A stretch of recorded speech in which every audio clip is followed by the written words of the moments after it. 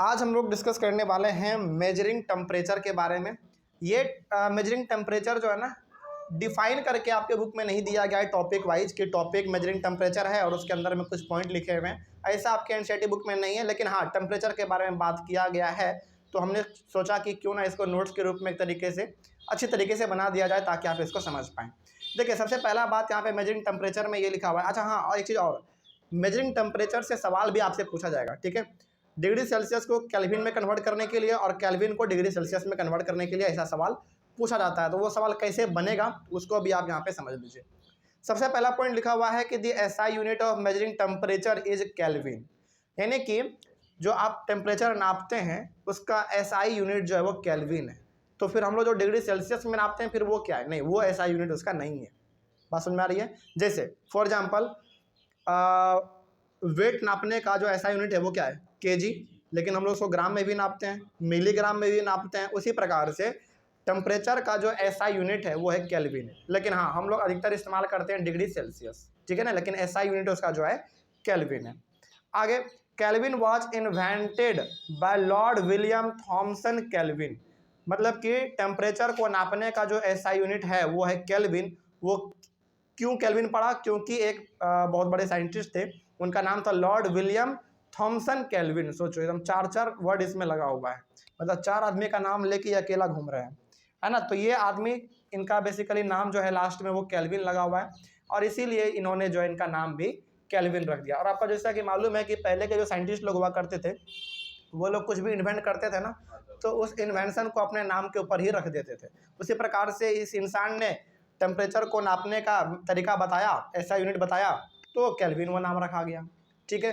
उसके बाद kelvin is used by the scientist mainly for research work.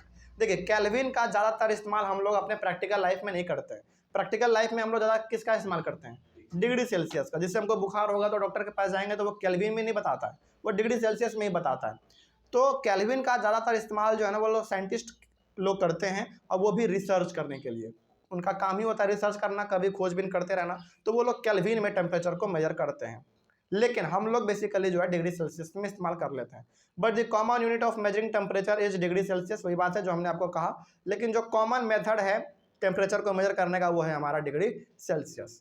Degree Celsius was invented by Anders Celsius. और ये जो degree Celsius हम लोग नापते हैं, मेजर करते हैं टेम्परेचर डिग्री सेल्सियस में, ये किनके द्वारा दिया गया था?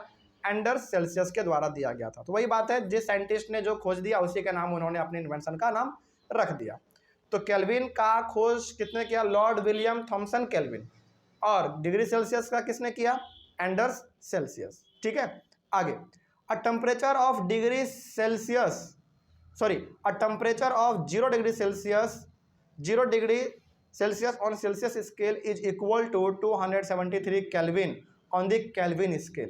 देखिए, डिग्री सेल्सियस वाला जो स्केल होता है वो अलग होता है, और केल्विन वाला जो स्केल होता है वो अलग होता है। लेकिन यहाँ पे बताया गया है कि यदि डिग्री सेल्सियस वाले स्केल में आपका 0 डिग्री सेल्सियस हो रहा है तो वही मेजरमेंट केल्विन वाले स्केल में 273 केल्विन हो जाएगा, ठीक है। यानी कि दोनों को नापने का जो स्केल है, जो तरीका है, वो थोड़ा सा अलग अलग है।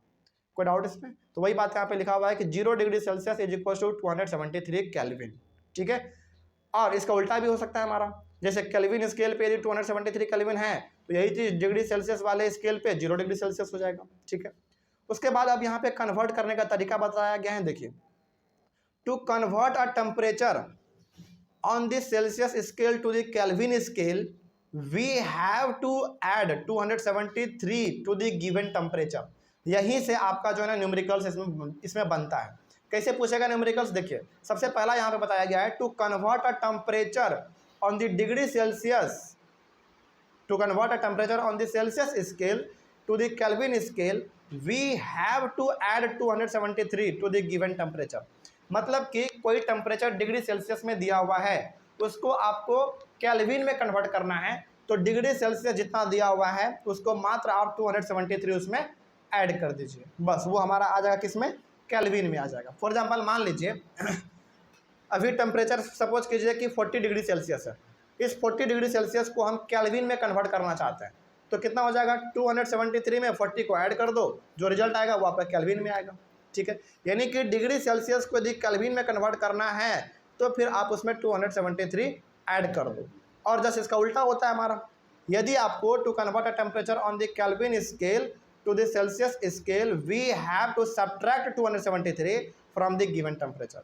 लेकिन यदि आपको केल्विन को डिग्री सेल्सियस में कन्वर्ट करना है तो फिर आप उसमें 273 माइनस कर दो, यानी कि दोनों जस्ट अपोजिट है।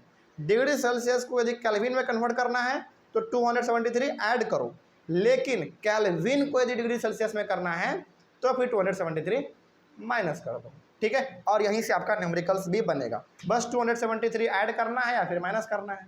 यही हो गया हमारा टॉपिक मेजरिंग टेम्परेचर, ठीक है। उसके बाद हमारा नया टॉपिक स्टार्ट होता है can matter change it's state, यानी कि क्या मैटर स्टेट अपना चेंज कर सकता है, यानी कि सॉलिड है तो लिक्विड हो सकता है क्या, लिक्विड है तो गैस हो सकता है क्या, या फिर गैस हो तो क्या सॉलिड हो सकता है, लिक्विड हो सकता है। यही चीज़ हम लोग इसमें डिस्कस करने वाले हैं, ये हम लोग अपने अगले वाले क्लास में डिस्कस करेंगे। चूंकि एक सेपरेट टॉपिक है तो हम लोग अपने अगले वाले क्लास में इसको कर लेते हैं। Thank you very much.